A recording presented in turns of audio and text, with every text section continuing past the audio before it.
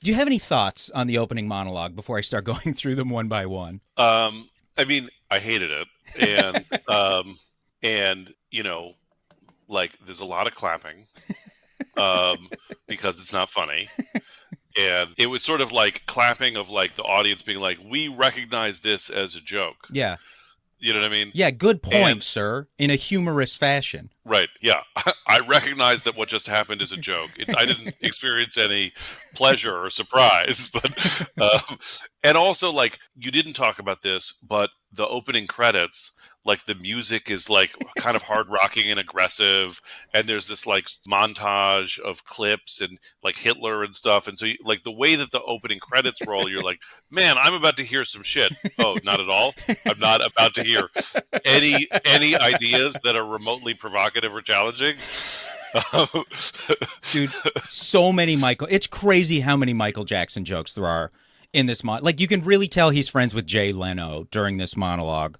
But the first joke, this is incredible. This is how he opens the monologue. He comes out and he goes, "Yeah, a man in Atlanta shot up a courtroom, killing a judge, a deputy, and a court reporter. But on the upside for this guy, he did show up to court on time and not in his pajamas." Which it's like just a reference to Michael Jackson doing that. And also immediately starts the show off by being like, "Hey, there was this horrific mass murder in Atlanta."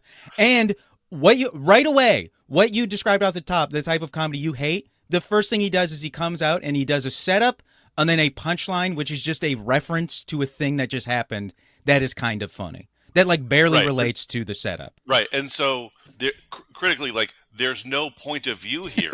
Like, there's no argument.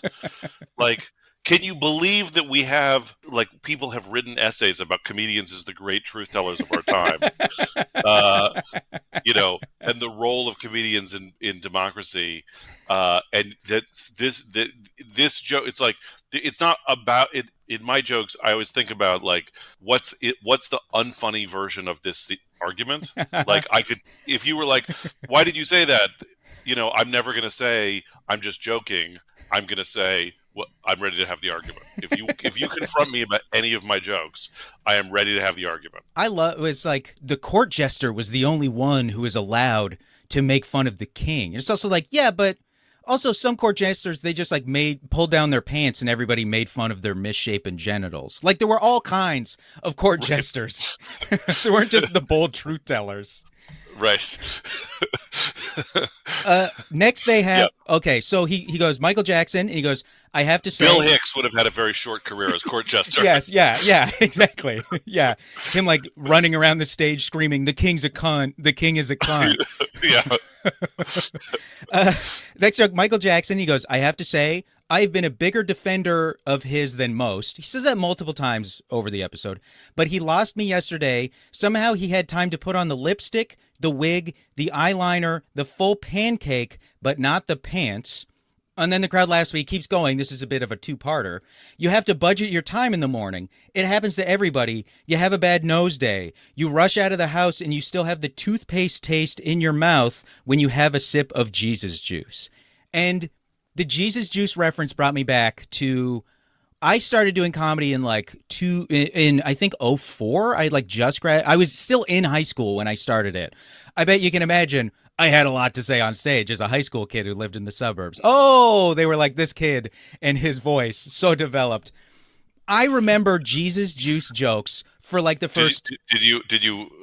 Did you discover that religion was hypocritical? Did you blow that story open, buddy? Yes. Oh man. I remember after one of my first sets, one of the headliners being like, "Hey man, like, you have a great stage presence, but I got to say, nobody wants to hear you make fun of Diet Coke." And the Jesus juice thing, it's like, oh my God, like Jesus juice is going to be used in place of a punchline for like 6 years after this. I forgot where Jesus juice came from until I heard this joke and was like, oh, right, it was like Michael Jackson's thing. Yeah, I mean, credit where credit's due. I think bad nose day is a good turn of phrase. Yeah, but that's it. He like keeps going. That's another thing. Right. It's like, shouldn't that be the end of the joke? He should have stopped. But he had this, this Jesus juice joke all dressed up and nowhere to go. Uh, The next joke is so Michael Jackson, very sad. He's on suicide watch, and his family's been watching him. And the other night they heard a thud and feared the worst had happened. But luckily, Janet's tit had just fallen out of her bra again. that's a Super Bowl reference. Yes. Remember how Janet Jackson, Justin Timberlake ripped a part of her bra off, and then her enormous, heavy breast fell to the ground and landed with a thud? Right. Like, Yeah. and then he goes, of course, oh, I kid the Jacksons. He loves to kid. He kids everybody. Once an episode, he kids somebody, usually the president, but he only had praise for George Bush this week. Next joke, the accuser took the stand yesterday, and he was very convincing and credible until he started talking about how Social Security was going bankrupt. And then he kind of shrugs his shoulders. I couldn't figure out what he was trying to say. So this is when Bush, they were trying to reform Social Security. They're trying to privatize Social Security, one of the many instances of that now. And there was a lot of criticism about the bill. As you might catch on later, Bill Maher is very in favor of privatizing Social Security. So he thinks it's stupid. He had Ralph Nader on, and Nader was like, "It's not going bankrupt," and Bill Maher was aghast at the idea that Social Security is like designed to be self-funding. The next joke, so it's a reference to a news story. Next joke. So the accuser testified that Michael Jackson groped him while Michael Jackson was masturbating, which is not to be confused with the time Michael was literally spanking his monkey. Mm-hmm. Because he had a monkey. Yeah.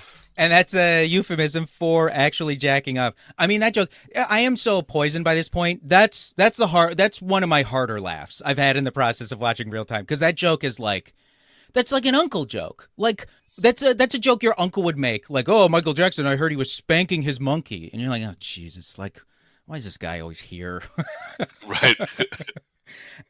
Next joke, the accuser says there are not only emotional scars, but physical as well. As anyone will tell you who's ever been jerked off by a sequined glove, it hurts.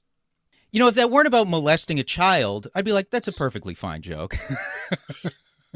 Right. And,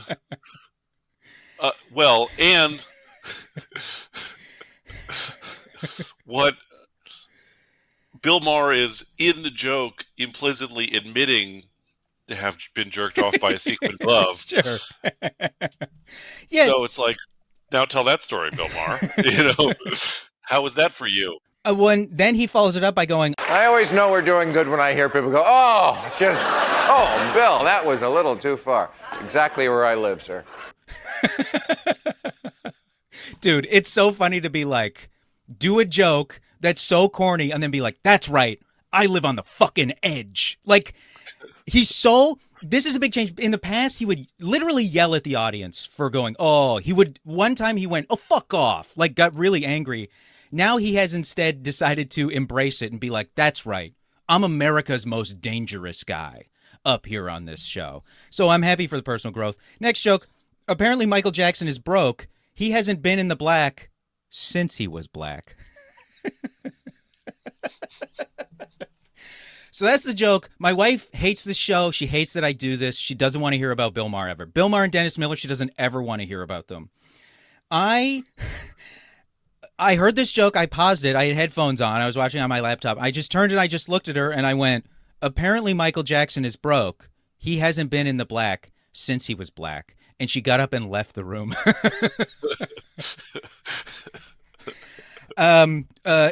Next joke. He goes, so in Kansas, and he goes, why is every story about Kansas? It used to be Colorado, now it's Kansas. There was one episode where he talked about there was like a couple like sexual assault scandals in Colorado. Do you remember Kansas? A time when Kansas was kind of like essentially had like Florida's reputation? Well, I mean, he talked later in the episode. He talks about the Thomas Frank book, "What's the Matter with Kansas?" Oh, right. It just seems like one of the things that's in that book is in the early 2000s, the religious right like converges on Kansas. Oh, so they like moved there in force, or they just became like a There's just voting like power? there's just like a bunch of like evangelical like tent revivals and stuff, and Okay. like in Kansas that are, I mean, that's where the Brownback? the God the God hate fags guy. Oh, yeah. The Westboro Baptist Church. I can't remember the Right. guy's name though. That's in Kansas. Okay.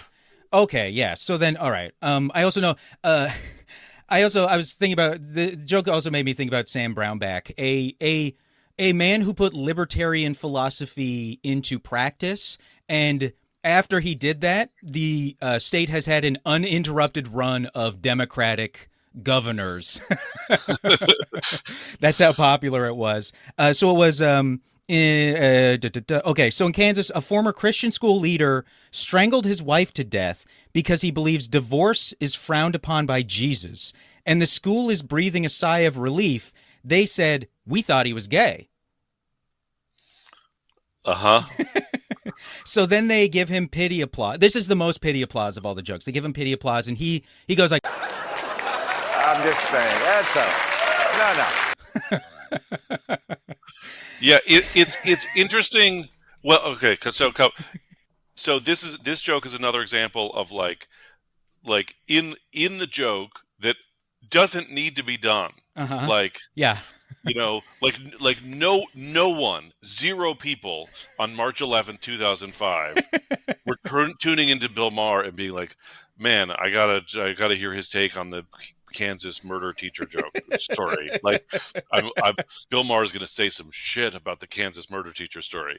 So there's that, and so then he's murdering a teacher and dragging gay people into it. This is all like it's just all mean spirited to people who aren't involved in this from top to bottom. Yeah, and it's just like, I've always felt like if you're going to have a setup that makes the audience think of something truly horrific, like spousal murder, you better have a fucking incredible joke ready to go. Yeah, I mean this actually gets to like another one of my, if for my manifesto, my core values about my approach to political comedy is like the joke can't belittle people's suffering. Yeah.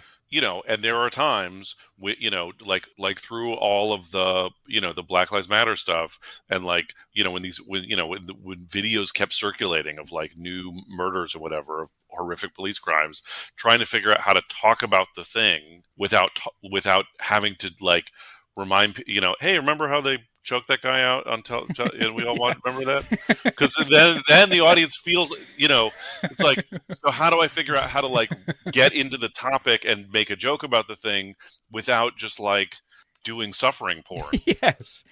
Yeah, it's just got to be worth it. So next joke. All the politicians are moving to the right. Hillary Clinton is repositioning herself constantly, and she is now campaigning against sex and violence in TV and video games. She said studies show children exposed to violent images are more likely to exhibit aggressive behavior, and the ones who are exposed to sexual images are more likely to blow her husband. So, I think do I have to explain that one to you, Nato? Do you get that? Do you get that reference? I'm getting it, dude. Like, I love it's, and there it's a joke making fun of Hillary Clinton, and then the next joke is who's a bad person, but in that moment was publicly humiliated, like on the grandest scale possible. If you're gonna feel bad for Hillary Clinton at any point, that's the time to do it. And then his next joke, he's like, Bill Clinton is recovering. Thank God. We all love to hear Bill Clinton is doing great. It's like, okay, not a lot of the same smoke for Bill Clinton, the guy who did the thing. He goes, right. He had an operation. They actually put a tiny camera right inside of him. And Ken Starr said, why didn't I think of that? Right. Next joke. In Michigan, a man with a gun was shot by his cat. The gun was on the counter while the guy was cooking. I just remember the punchline of this joke. The cat knocked it off the counter and the gun went off. But don't worry, the man is recovering in hospital and the cat is hanging out with 50 Cent. So many of the jokes are just like about violence and about like, what did 50 Cent do to be involved in this story? And again, it's like the internal logic when you think about it, it's like, well, 50 Cent is not famous for shooting people. It's literally the opposite. The man should be the one hanging out with 50 Cent, because the thing we all know about 50 Cent is that he was shot 9 times and lived. When I started out, so I started comedy. I started stand-up in 2005, and there was a comic in the local scene named Sherry Siroff, and she had a joke about whether, like, it was some complicated setup about whether John Lennon was the greatest singer of all time or whatever, and or 50 Cent, but the punchline was 50 Cent's the greatest because at least he can take a bullet. Yeah, it's like, if that joke had come after 9 jokes about people getting shot, it probably just wouldn't hit the same way. This monologue is so filled with jokes about, like, not just violence generally, but like specific references to people being shot, that, like, ending with the gunshot joke, it's like it takes some of the, like, edge and fun off of it, because you're like, oh man, that cat shot that guy. Oh, like that guy shot up that courtroom of, like, innocent people who didn't do anything. It's such horrible construction of a monologue. That's the thing too. The monologue is never constructed well. The jokes are never in the right order. They, like, blow topics. They, like, blow the shock of topics early, and then at the end it just doesn't hit the right way. Yeah, and then it ends, him being silly. And no one had the presence of mind to be like, I think we have too many shooting people jokes in this monologue. Like I've literally had the thing of, like, I think I have too many K jokes that involve the consonant K in this. You know what I mean? Yeah. In this minute and a half, I think I need to space. I need to spread out the K, or I need to spread out the percentage reference where I say mention a percentage of something. No, and as I say, I should be a hero.